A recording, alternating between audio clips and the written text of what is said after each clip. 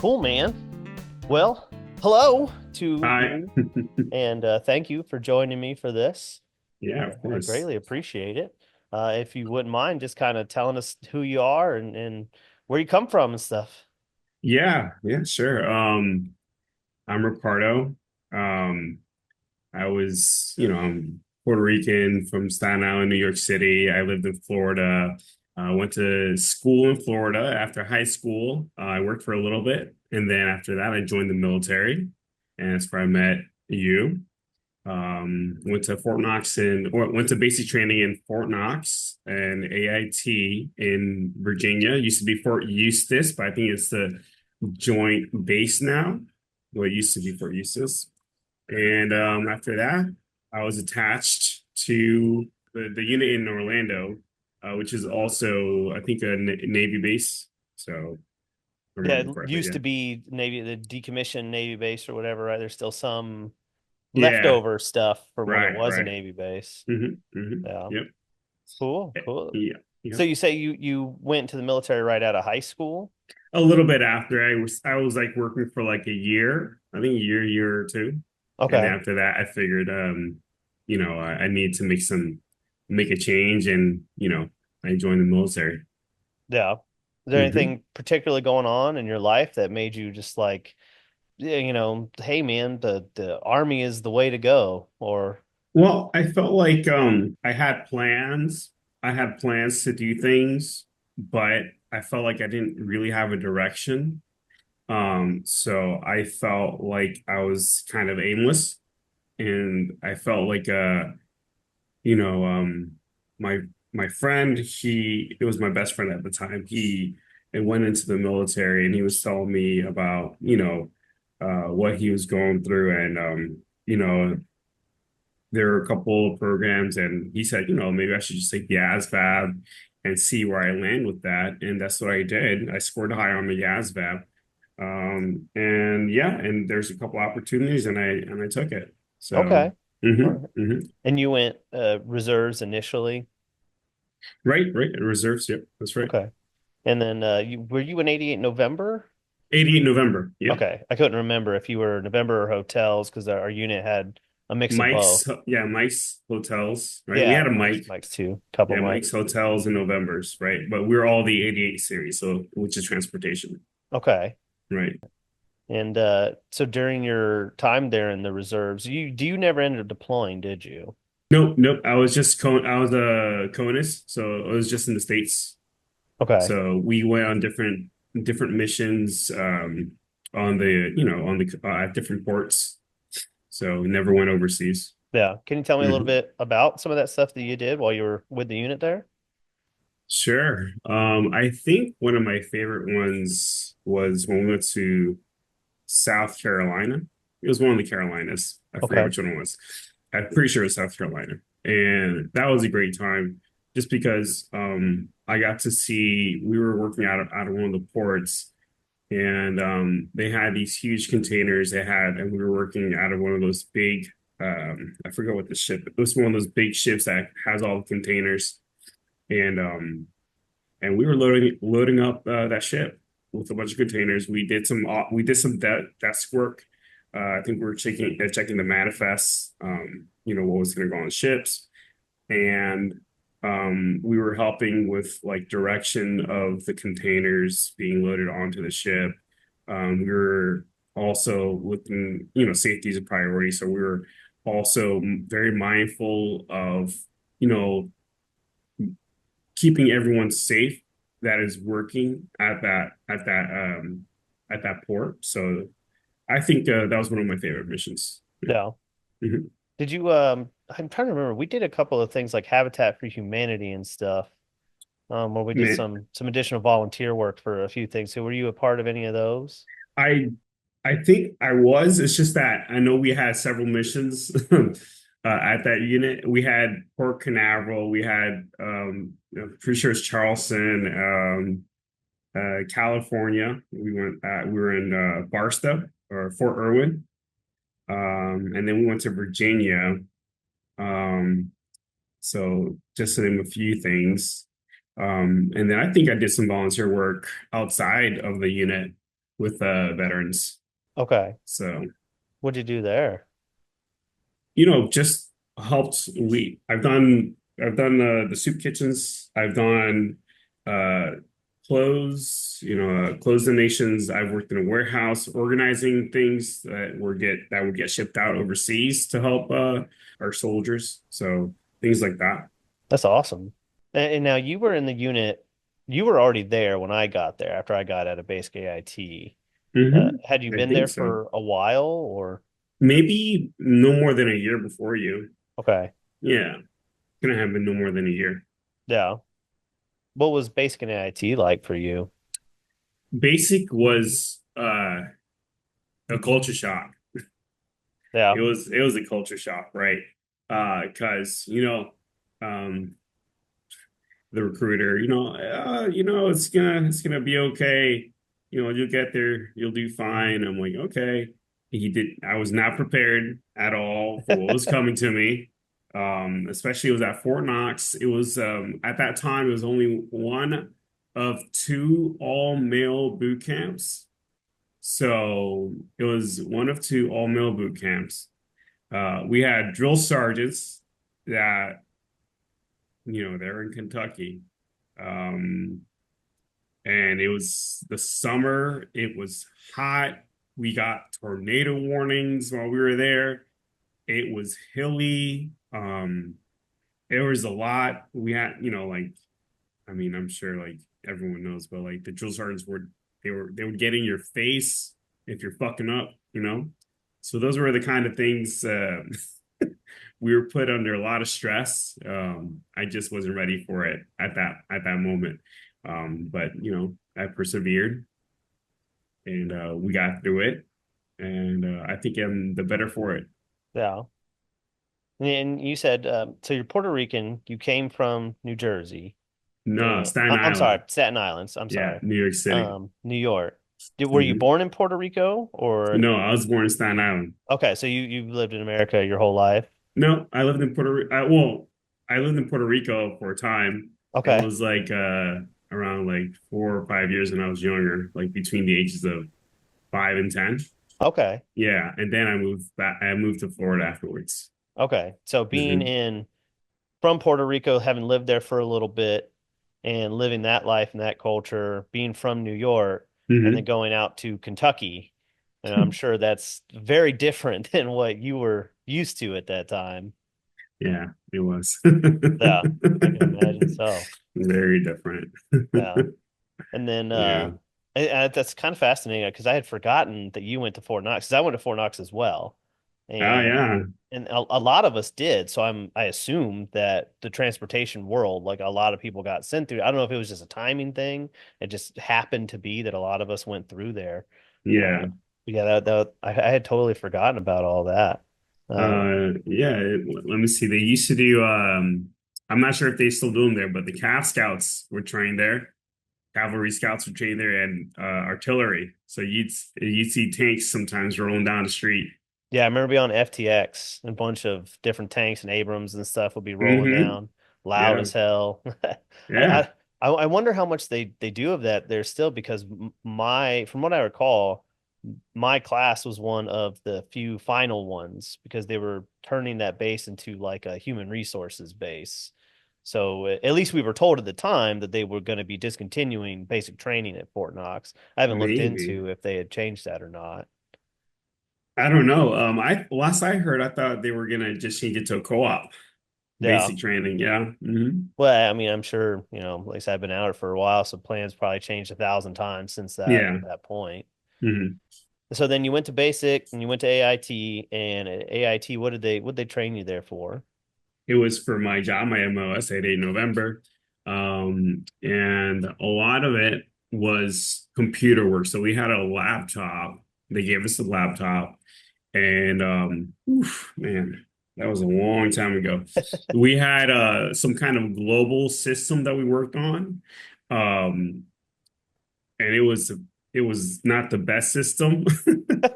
But it was a complicated system. Um, but yeah, it was definitely for my job, and I think I'd use maybe.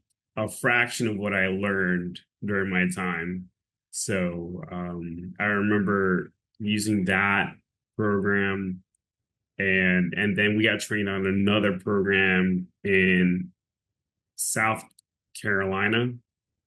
It was another one where we were reviewing contracts from other contractors. Yeah, like the ones that the government would put out, and then not that we would reward them, but we would look at the we would watch the system. I remember like looking at it, and it was contracts. It was a bidding process. That's what it was. It was a bidding process, and I saw the contracts go out. I watched, bidding on it and things like that. So it was very interesting. But but yeah, those were the programs, and Excel. I think I'm pretty sure I used Excel. Those are the programs I learned in AIT in Port Eustis. And doing all that is in November, that training to for Hmm. management coordination. So training of, how to load, not how to load, but the administrative side of Yeah. creating manifest, loading ships, getting stuff where Uh-huh. they need to be sent. Yeah. That's what it was. And you have to have a secret clearance. I think that's the lowest level is a secret clearance. You have to have a secret clearance for that. Yeah. So. Mhm. Oh no, it might come after us. Shame.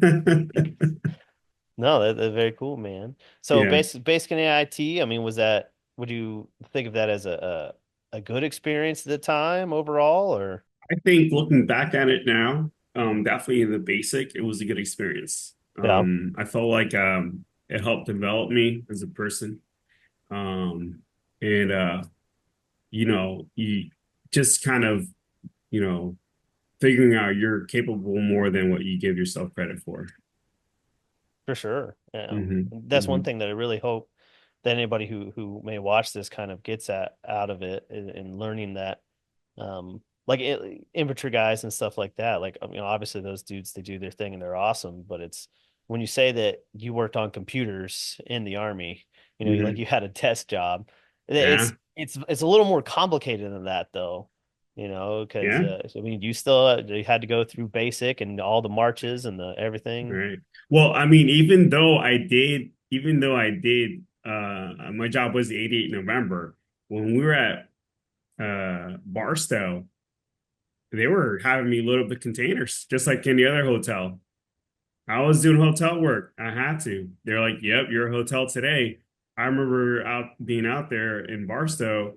I had my gator neck. I had my desert goggles with a clear lens in it because you would be working through little sandstorms that would come from time to time. So I remember working that, and it was horrible. it was it was a terrible time to be working, but we did it. We did it, and Yeah, even though that was my primary job was in 88 November, doesn't mean I always did 88 November work, right? yeah, I wasn't always behind a computer. Same thing for Charleston. We were out there we were making sure that everyone was safe, and we were coordinating our efforts, right, to load that ship as a team. So, and that's not really November work. That's just that's boots on the ground. You got to do what you have to do, and you're taking commands from your superior. So, yeah. Sometimes the job just has to get done. yeah, that's right. When I'm trying to remember too, we did something out of Tampa one time where you were there too, like where we did a little training on Yeah, so like many. Hmm. trying to assist if there was like civil unrest kind of thing, if we had to be involved in that, Yeah, if I remember correctly. yeah, those were good times. And what about the land nav? Land Uh, nav, yeah, okay. Gainesville? No, it wasn't Gainesville, right? It No, was we did north of it at Gainesville. didn't we did land nav out at the college, because the ROTC had a land nav course. No, Uh, it wasn't a college.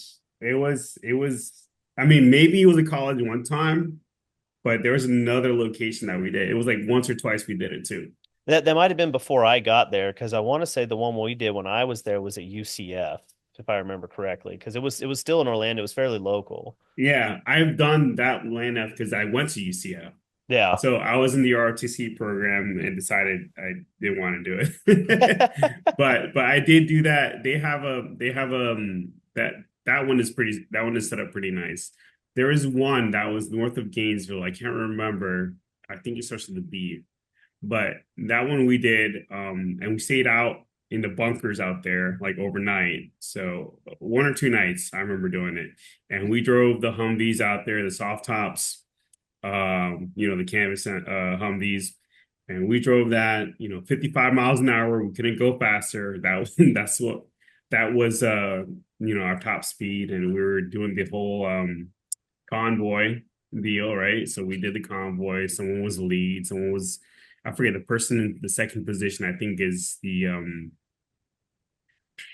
leader. I forget the name of it, the name of the position. Anyways, but you know what I mean. Convoy commander or Convoy commander. That yeah, like that was I think that was like person in second position, second or was third. was that out at Camp Blanding? Mm, that's the one, Canton Blanding. Okay, because I remember doing rifle qual out there. Yeah, we did do that too.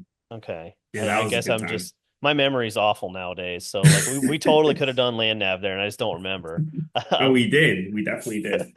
I Yeah. do remember UCF very clearly, and I find it funny that you said it was set up pretty well because I remember hating UCF because we had to trudge through all the palmetto bushes and stuff, Oh yeah. and it's just Yes. like Yep. luckily our that's the one times it was nice having long sleeves as a uniform because those things would cut you to shreds. Yep. That's right. Yeah, that was super fun. Uh, so you were in ROTC as well while you were going to college. Yeah, I was. Okay. I thought I would do it, join the program while I was there. Hmm. But it was it was a big commitment. And I think with engineering, it was just taking too much time. And I just felt like I wasn't it wasn't fitting in with what I wanted to do. So Yeah. yeah, so My brother had a similar experience because he was at ROTC and USF, and he mhm, had he had a rough time with trying to keep up with all his because he's an engineer as well, mhm, trying to keep up with all his engineering classes and all the ROTC stuff and everything. Yeah, I remember that being pretty tough for him. mhm. Yeah, definitely. It's a big time. You're either all ROTC or all engineer. Like I felt like that's what it was. Hmm. And I wanted to choose like, I was like, I'm gonna go engineer. And I'm sure there are people that have done it, but I think I was also working at the time, so it's just too much time for me. I was a tutor for the college as well. I was a math tutor for the college. So it was just a lot of time, and I just had to kind of focus on what I had to focus on. Yeah, I mean that's Hmm. fair, you know. Hmm. Um, Being realistic of what we can and can't do is definitely it's a skill. I think a lot of people get overwhelmed with that and don't realize like there are certain things like, hey, you don't have to necessarily try to do it all. You can focus on the things you can manage. Hmm. And so Yeah, I don't definitely. fault you at all for making that decision. Yeah. So were you trying to do like was that in conjunction with green and gold? That's like a separate thing, right? Oh, I know what you're talking about. It's like the green and gold is at USF, I think. Okay. Yeah, Well, no, I'm because sorry, green to gold. So like oh, going from enlisted to officer oh, side, there was like a while you're in college special program. I don't know oh how no, them work. I wasn't enrolled in that program. Okay. Yeah. So did you aspire at the time to maybe be part of a commissioned officer? Yeah, I did aspire to it. I was thinking, he's like, oh, okay, maybe I'll graduate from ROTC. I'll also have my engineering degree. I was like, maybe I could also maybe at some point even go warrant officer kind of deal. But no, I decided there's a different path ahead of me. So Gotcha. How mhm. long did you stay in the army? Did the 5 on and then three. They had me three inactive. Yes, it was. Okay. Yeah. Hmm. And because I'm trying to also remember if I remember correctly, were you still in the unit when I got back off deployment with the Hmm. 195th over at Orlando? I don't remember if that was the case. Because when I came back, I got picked up by another unit for promotion. So I only Hmm. did like one, maybe two drills, I think, in Orlando before I had to go up to Georgia, where my new unit was going to be. So I don't, Um, I'm trying to, I don't remember if you were there or not. I don't think I was. Then I don't think I was. Did you spend Yeah. your entire time in that unit or did you move units ever at all? No, I was my entire time was with that unit. So at a certain point, did you just decide that the army thing wasn't for you anymore? Or? Yeah, yeah. I like I said, I wanted to. I just focused more on my my education, so my degree. So after you know after my time, they were offering me a reenlistment, um, and I would have only reenlisted if there was a position with the Army Corps of Engineers, is what I told the recruiter at the time. And at that time, there was no positions open, so I declined the offer. Um, and then I focused on my degree and the internship. I was focused on internships for that time for um, to get experience as an engineer. Yeah, Okay. yeah. Hmm. While you were in the army, did you get to take advantage of like Montgomery GI and stuff to help pay for your college? Yep. It was the yep. When I enlisted, it was the Montgomery GI Bill, and I had the option of going with the post 9/11 bill. Hmm. Yeah. But I decided to stick with the Montgomery GI Bill, and I think there's another program. I forget what it was, but yeah, I did do Well, that. if you spend so much active duty time, like if you get deployed to go overseas, then you get it's like something if you accrue, I don't remember what it was at the time, 10, 11 months, maybe a year. Hmm. Then you got to qualify for some additional different funding for Hmm. college as well. So Right. that might be what you're thinking of. Um, Maybe. and from what I understand, it's changed since then, Yeah. that they have different requirements and such. So, being an engineer at UCF, you know, did you have a specific? I'm sorry, let me rephrase. So, like, from what I understand, in some schools they have like a tiered system of like chemical, mechanical, civil, Right. and you kind of like shoot for one, and then if you are more suited for another, did you have something similar program in your No, school? no, I picked a discipline right off bat. Okay. So I went mechanical engineer just because I feel like that's how my mind works. Yeah. I and I did figure that out more as I progressed in that discipline. Because we take a variety of classes and you're exposed um to different subjects uh that would lean more towards another engineer. So like say um physics 1 and 2, there were subjects in there like for electrical engineers, and I took classes that would be for electrical engineers, and I figured that I'm not really suited. I don't really think in this way, and I figured that I think more like a mechanical engineer, and that's what I stuck with. So Okay. even in that discipline, there's an interdiscipline for mechanical engineers, and you have mechanical systems, you have thermal systems, which is like energy, and one other system, and I ended up sticking to mechanical systems. So How long did you go to school for? about like 4 years. Yeah, Okay. 4 or 5 years. Yeah, something like that. Then you have hold a bachelor's in mechanical engineering now. Yep, bachelor's of science, in Okay. mechanical engineering. Okay. Gotcha. Hmm. And so you did your time in the army, you got your college fund, all that kind of stuff, Hmm. and you've been doing the engineering thing ever since. Yeah, yep. I've been doing engineering ever since. Let me see. I was a manufacturing engineer in Florida for a year. That was the internship that turned into a kind of a job. It went from an internship, and then I signed about a year contract, and that contract was up, and then I went somewhere else, and started doing other things. Okay. And so Hmm. now you've moved back up to New York again. Yep, Now I'm back in New York you're City. back home, all right? Mhm. Is Yeah, is it exciting being back up there or? yeah. Yeah, because I left when I was young, but I'd go back like in the summers and visit my cousins and my friends. And every summer I'd go back and develop relationships. And so I'd go back to see my cousins, see my friends, see my family, like my aunts, my grandma. So and then, it was exciting because, I'm back, and how they say, what they say, like if you can make it in New York City, you can make it anywhere. Yeah, So I felt like, I'm like there. that's cool. Oh no, Yeah, I feel awesome for you that you feel that way. yeah, What thanks. so what you got going on as an engineer up in New York? I'm this is so funny. Even though I have my bachelor's in mechanical engineering, I'm an electrical engineer in New York City.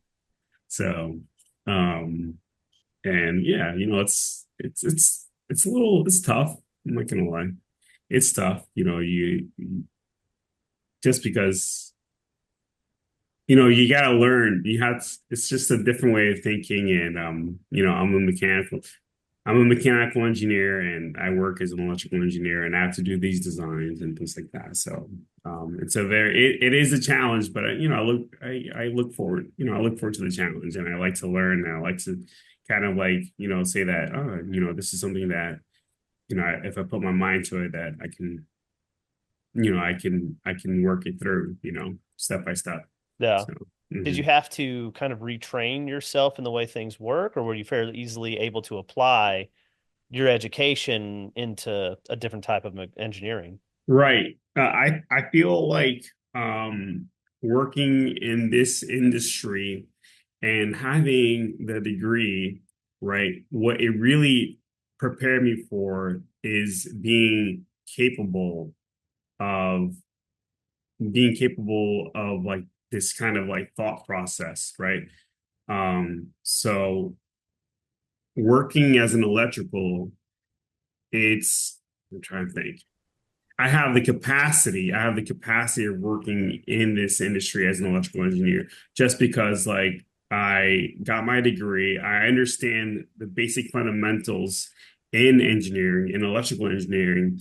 And from there, I build on top of that with my experience and with the capacity of what I understand of electrical engineering to be. Like I feel like they kind of go hand in hand. Yeah. So, yeah. So what is an electrical engineer in New York? What are you doing up there? I design electrical systems for high-rise buildings, commercial and residential, sometimes infrastructure work too. Um, and it's New York City is its own animal, right? Yeah. Because New York City, even though the rest of the country has moved on to like later versions of actually earlier versions of the electrical code. New York City is still like a whole decade behind because they take forever to review the code and then they make amendments to it. And then trying to get everyone to agree to it is a big deal. So everyone has their own opinion on it. But usually I feel like, besides that, designing in New York City is very interesting. I get to talk to the utility company. Um, I get to, prepare load calcs for certain buildings. Kind of make a estimate of what the loads will be, what kind of systems a building will have, and then from there, you know, I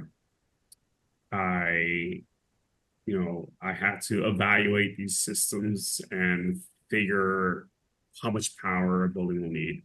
So, it's interesting work, and in this industry, I mean, just like any other industry, but you really do get better with experience as long as you take your experience and you learn from your faults and you improve on what you're doing, you know, what you're doing good already. So, Yeah. yeah. Well, I've heard from some people like you think of architects, engineers, things like that, getting to be a part of the New York skyline. getting to work on that ever-changing tapestry that is Mhm. New York City is for some people I've heard is pretty cool. Is that, you experience that as something you wanted to do or It's actually probably my favorite part of it. yeah, Just because like I get to,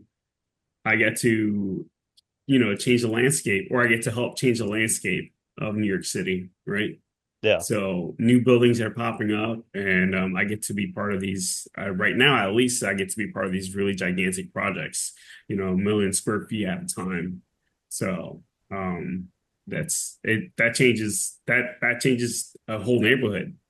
That changes, a small neighborhood in New York City, and it's really, I think it's pretty cool that I get to go through New York City and say, "Hey, I worked on this building," and "Hey, I worked on this building," yeah. and things like that. So, I don't know. I think it's incredible. I mean, you see, every once in a while, you hear about a building and it's designed by this person or whatever, and you get to hear the name, but people forget that there's 1,000 other people like yourself that are hmm behind the scenes that are doing so much more. Not, I shouldn't say more, but doing so many other things uh-huh. that are involved in that project to make it happen, make it work, Yeah, especially in a giant city like New York. I mean, I've been there. I visited there a few years back, and because I have friends that live in upstate New York, right. and like New York, I don't think a lot of people realize it's its own world. I mean, It is. I know it's like a city in the U.S., but it's one of those until you go there, until you experience it. It's Yeah. kind of like going overseas. Like until you go to the Middle East, I can tell you that it was hot and sandy all day long, but like until Yeah. you go there, you just don't realize what a whole different ecosystem that it is. Yeah. And being in New York, I mean, personally, I prefer living out here in the middle of nowhere, but for Where those is the that middle of nowhere? I'm still outside the Orlando area. Okay. Okay. Yeah. So it's growing up like crazy here. You have I people bet. trying to make it look like another New York. Uh-huh. So yeah, I'm looking at trying to get a little further out of the way again. But that's just my personal thing. And for someone like you, like if you like being in the city and being a part of that, like I think it's incredible that you get to do that and get to do what you do. I shouldn't say get to, that you earned your place in doing what you do. Yeah. Yeah. Yeah. Yeah, that I definitely, there's been sleepless nights, that's for sure. Like I'll stress like right now, I'm stressed out of my mind trying to get this project done, because like I look at it, I'm like, oh, there's so much work to do. I was like, I have to make sure this is right. Because not only am I designing a building, like my number one priority as an engineer is that I have to make sure it's safe for the public. I have to make sure that it's safe. It's not going to burn down, right? I want to make sure that I have to do it right, or it's going to cost me lives. It's a lot of stress. It's a tremendous amount of stress, and I want to make sure that it's done right. So Well, thank you for shouldering that burden.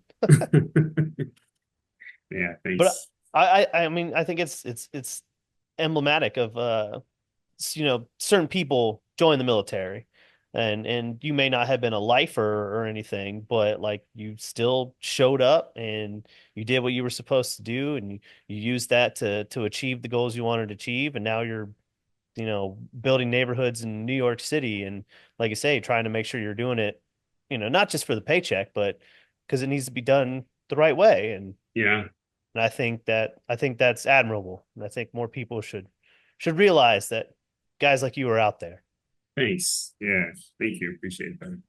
So looking back at everything, hmm having, been in the military, you got out and all that, what would you say that your overall experience was through all that, through school and everything together?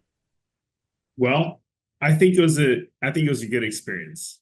Like I said, I think you know, I know that in in the US that it's a voluntary position, but I do think that if it would do people good if they did volunteer, you know. Yeah. Like I would push it on people saying, hey, volunteer and serve your country. And I think it changes you for the better. I think it changes you for the better. Yeah. You take more pride in your country, you take more pride in your work, and you want to make sure that Coming out of the military, I feel like, you should have more well, I feel like I have more integrity now. Like Mhm. I try to make sure that I follow, like, just be a good citizen. That's it. That's what I try to strive for. So it's, not that it's a struggle, but like you're faced with trying to do the right thing every day. And I think that's what you should strive to do. And I feel like the army and with my experience, like I felt like it's helped develop me in that way. Yeah, I mean, I think that's an incredibly pertinent subject matter these days. Because when you talk about mandatory service and things, like I don't know, I could see where that would be beneficial in some. I'm not sure how we would do it, like a South Korea style kind of thing where you have to Hmm. serve, they help you with school, stuff like that. But there is something to be said about that shared experience. Hmm. That's like I worked retail for years. Anyone I talk to who's worked retail, we automatically have Hmm. conversations we can share because we know what Right. that's like. Or servers, in restaurants, they experience that same thing. Yeah. And I think as a society as a whole, I think a lot more people are can relate to that after COVID because it's Hmm. it's this wild thing in our lifetime that we all went through. And even though our experience, I'm sure your experience in New York was vastly different than what it was here in Florida, Yeah. but True. there's still, it's still something that we can all look back on and, be like, oh man, you remember when you couldn't get groceries? You remember when there was no toilet paper? Like, I remember getting groceries and then, or you had to wipe them down. Remember yeah, cleaning groceries after you get delivery them? services would Oh like my spray them God. on your front porch or whatever It with, was crazy. It was a crazy, that was a really crazy time. That was a really crazy time. did it make Yeah. things kind of wild for you in your job at the time? Yes. Yes, it did. We had mandatory vaccines or look for another job. Yeah, Yeah. That was a job not now, but before. So I thought it was that was the mandate basically. They gave us the choice. They gave us a choice, but to me it wasn't a choice. I was like, I have to work. yeah, I have to pay my bills. So I don't think the choice is really there. yeah. Um, People um, got families to feed and you everything. know, Yeah, yeah, for sure. I feel you. You would do a lot of Mhm. work from home at that time. At that time, yes, they were trying to limit our interaction in the office. So they're like, they gave us a lot. That really changed, right? Because we were going in the office all the time, Yeah, and then when COVID hit, that's when they told us to work from home. And then they figured, oh, this job is actually doable remotely. So it's really has changed, like at least in this industry, what can be done remotely. Like I still actually, I still have it. I've moved on to another company now that I'm here. And we still have, remote is part of our culture now. Working remotely is part of our culture. yeah, So yeah, we have the option. We can either come into the office or work from home. So big change, I'm sure. mhm. Yeah, absolutely. Did you ever get to go into the city at all when everything was shut down or I did. yeah, Just was because I rather be in the office. That's just like this. That's just how I am. I rather be in the office. yeah, were the Uh-huh. the streets totally empty for at a time or was it still I crazy? I have never seen New York City though like a ghost town. Yeah, I had never thought in my wildest days that I would see New York City like a ghost town. I would come across, I'm in Midtown, and I would get off the train and walk 8th Avenue a block or two. There's not a soul in sight. It is insane. It is empty. You can see straight down the street.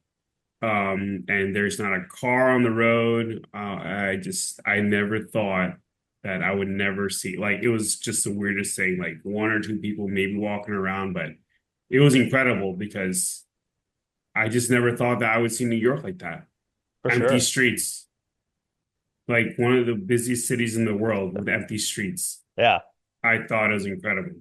Yeah, well, I remember as a kid. we were well, maybe not a child, but as a teenager watching The Devil's Advocate with my dad.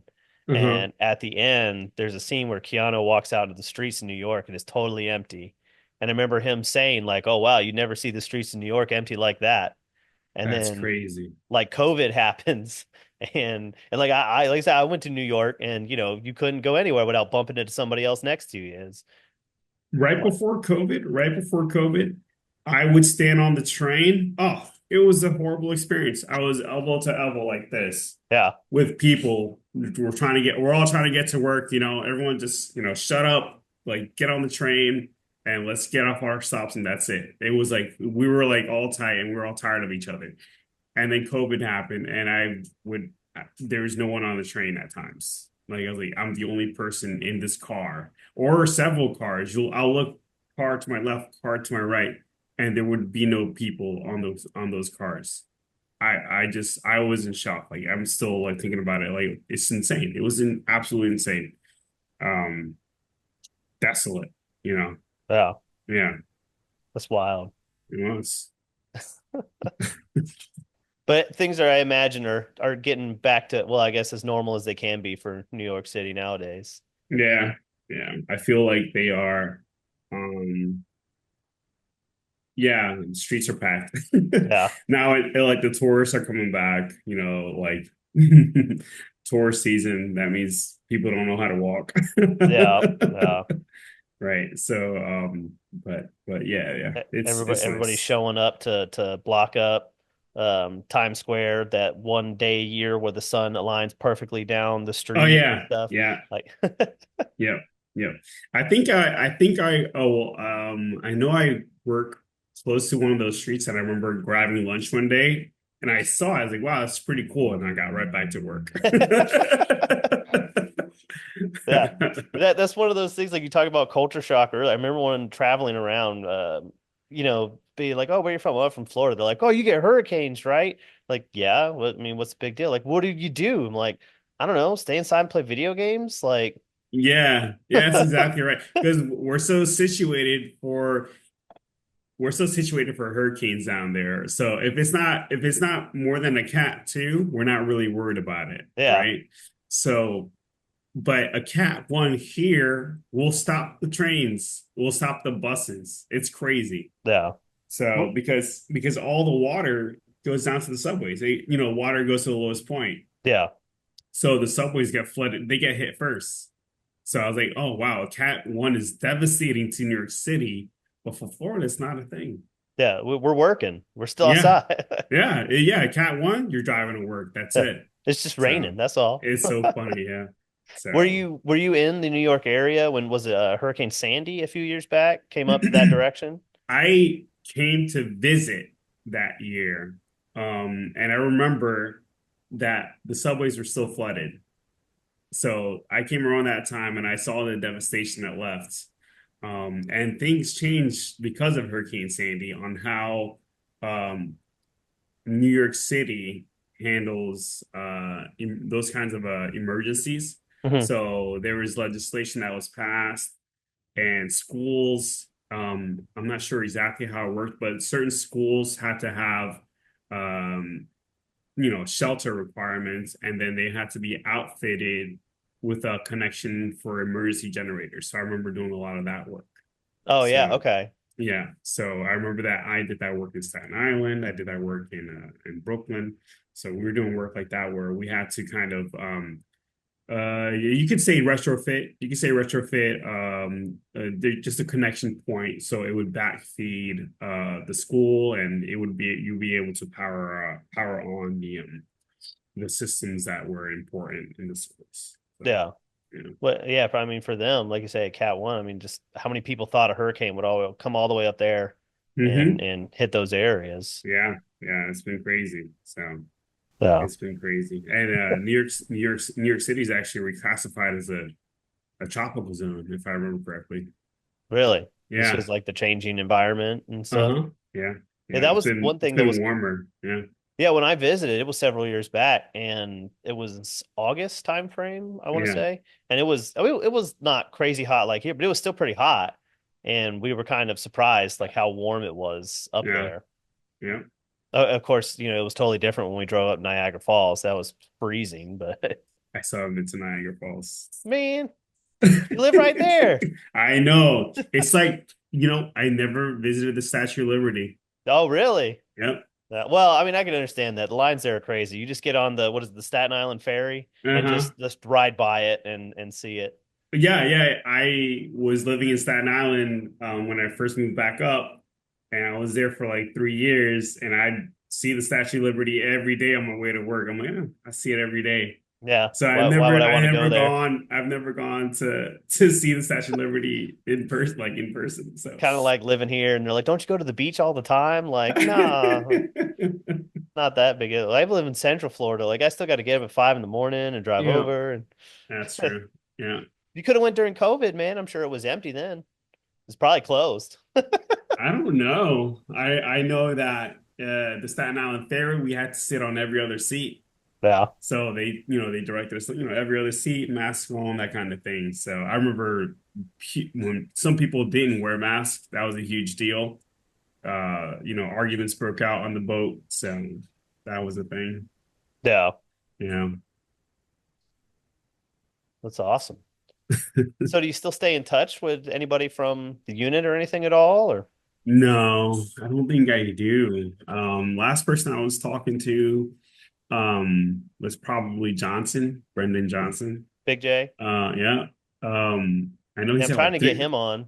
Yeah. Yeah. He's I've got been like 3 or 4 kids now, I think. yeah, I want to say he's up to it might be 2 or 3, but yeah. Yeah, I was talking to him the other day. We're trying to schedule a day to get him on as well. Yeah, yeah. Let me see. And You don't got your buddy four on speed dial anymore? no, no, no. Four. I lost touch with four. I lost touch with Stevens. Um, yeah. I talked to Stout. That was because I was closing on this house, and I had to get some information. I was like, damn, let me call Stout to see if, he could help me, and he did. He was able to help me. Um, but and I kind of deactivated my social media for a little bit. So, that No, was, yeah, I kind of went away for a little bit. So, I feel you on that one. I mean, I nuked everything, Facebook and all that. Just people wiling out too much on there. yeah, that's true. That's true. It's like I have no interest in arguing with people about just the dumbest stuff. I know that's what's yeah, I know that social media is like now used to get your point of view across. Just I was like, that's I just want to take a break from that for a while. Yeah. Well, Yeah. and a lot of it became so inundated with just like I don't even really pay attention to any news anymore. Just because it's all so intentionally inflammatory Uh-huh. and like the outrage marketing kind of thing, no matter what side you're on or whatever. Like I try to be a chill dude and to each his own and let people live their lives. I don't mind discussing things, but when everything is just turning everything into a screaming match, you know what I No, mean? You're like, I oh know, I yeah, know. Yeah. I prefer cream cheese bagels. Yeah, well, you're a piece of crap because you don't like peanut butter Who the bagels. hell puts cream cheese on Yeah, bagels? this most ridiculous stuff. I know. It is ridiculous. No. But yeah, I'm trying to think of. I know I keep in touch with my college buddies. Yeah. Yeah, but yeah, Well, I'm sure you spent a lot of time with them. Because I mean, being full-time college student, you were probably around them a little more often than one weekend a month. we were my college like my friends from college, we were all roommates and we took the same class, and we sometimes around Christmas we would go to each other's families' houses for Christmas or Thanksgiving. So we ended up getting really close, and we were taking classes together for like 3 years. Yeah. So it was a good time. And we still, we get together. Sometimes we travel together. So they met my fiance. So it's, they're still around. So I wish, it's just, I guess just the way that the Army works, like, we were in touch for a while and kind of just died off a little bit. But Well, and you reached out, so that's nice. that's pretty normal for most people. We kind Yeah. of come in and out of each other's lives. Things happen. I mean, Hmm. you've been a busy guy. I now have a family and a couple of kids and That's stuff, and right. and I feel terrible sometimes because I haven't contacted people in a long time, Yeah. and I hope you don't feel like I'm using you for the. No, No, absolutely not. I'm just messing with you. No, no, but yeah, it's like I've been trying real hard to get in touch with, and like I've been making other plans, like visiting VFWs around the area and trying to Yeah. get some more people on than just the people that I know. But I Uh-huh. also was like, oh, this would be a really cool opportunity for me to catch up with a lot of my friends and stuff. So Yeah. I'm really glad that you were able to and available and stuff.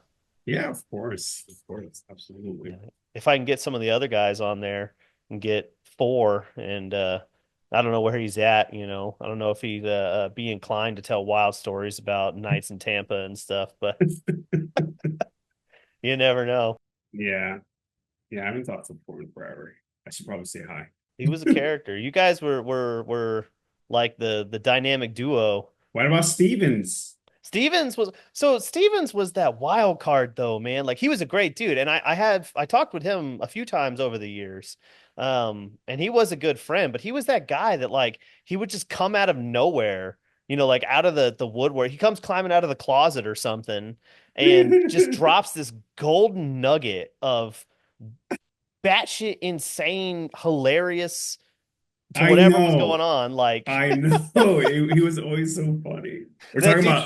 We're talking about Stevens PH, not Stevens with a Oh, V. okay. I'm sorry. Yeah. No, all right. PH Stevens, you guys are really good friends too. You, him, and Four, you hung out a lot together. And then I'm sorry, I was thinking Stevens with a V. They're You're both right. funny. They're both Yeah, oh, funny, yeah. No, PH but was a yeah, great they're dude. both Yeah, comical in like their own right. yeah, yeah. No, Stevens was that dude whispering in the back of the class during a training, you know, and Yeah. God, what was that thing he said? Something about Beyonce or something in the back of the class. The whole class just Um, like erupted. And I want to say Lieutenant Colonel Bergeron was even given the class and he was just confused. Like, what happened? What's going on yeah, yeah. right now?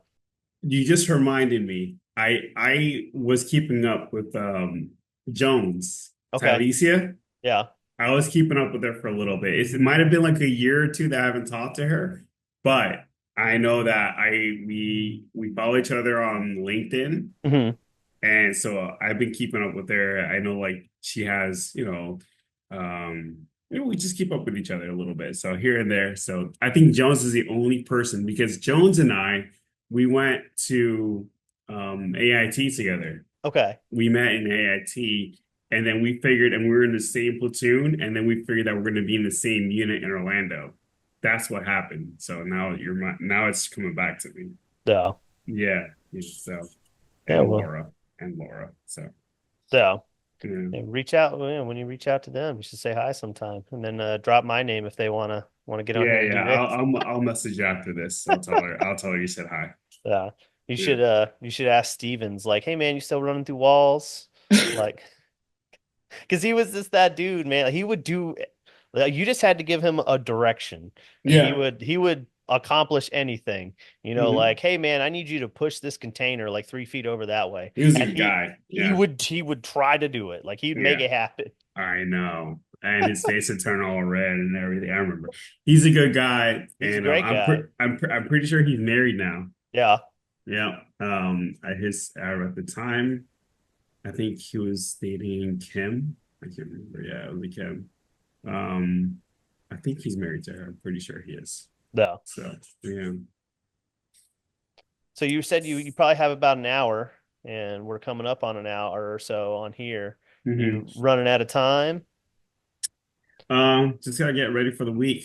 Yeah, I feel you. Yeah. Yeah. Yeah. Well, I mean, I think that's a pretty decent spot. We're in a pretty natural spot to call it there, you know. Yeah. And I thank you very much for doing this with me, and Yeah. You're I welcome. appreciate you sharing your story with us. And well, you know, hopefully somebody watches it out there. Yeah, yeah. I'm open for another time, another interview if you want to do something like that. Yeah. If you come up with any other things like if you forgot, you know, any other missions and stuff that we ran and things like that, I'm totally down to sit down and have another conversation. Sure. Awesome. Yeah. Well, thank you very much, man. It was good talking to you, and I wish you all the best and I'm really really happy for you and everything you got going on, and you were able to do with your experience and doing great things up there in the big city, Thank you. the Big Apple. Yeah, I appreciate that. And congrats to you, Yeah, with your growing family. Must be yeah, really nice. yeah. It's super I he- fun. I hear like fatherhood is, it's just a whole life-changing experience. Like you're So never the same. Yeah. I mean, yeah, there's definitely things in my life that weren't there before. A lot of like boogers and poop that wasn't a part of my life before. Yeah. I'm a stay-at-home dad, so I'm lucky enough where my wife allowed me to quit my job and be able to help raise the kids and stuff. So it's definitely, it's an experience. It's wild Hmm. all the time being home with the kids. Yeah. And yeah, I mean, it's fun. I have a good time with it. You definitely get used to things you didn't think you would be getting used to. Um, that's for sure. We're trying to make our way through. Just trying to survive one day at a time. Yeah, that's exactly what it is. A day at a time, a day at a time. So, Well, mm, cool, man. Well, I'm gonna let's see. I think I'm gonna wrap it up on the recording for now.